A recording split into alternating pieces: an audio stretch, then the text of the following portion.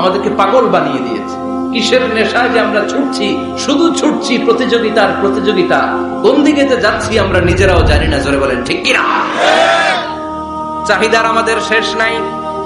যার যত বেশি তার চাহিদা তত বেশি। গাড়ি আছে বাড়ি চাই, বাড়ি আছে নারী চাই, এটা আছে ওটা চাই, ওটা আছে সেটা চাই, এরকম চাহিদা আছে না নাই?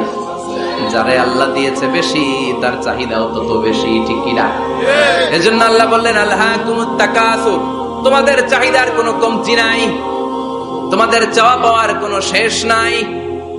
যার সাইকেল আছে সে মোটর সাইকেল চায়, মোটর সাইকেল আছে তো প্রাইভেট কার চায়, প্রাইভেট কার আছে মনে মনে ভাবে প্লেনে চড়তে পারলে একটু ভালো হয়।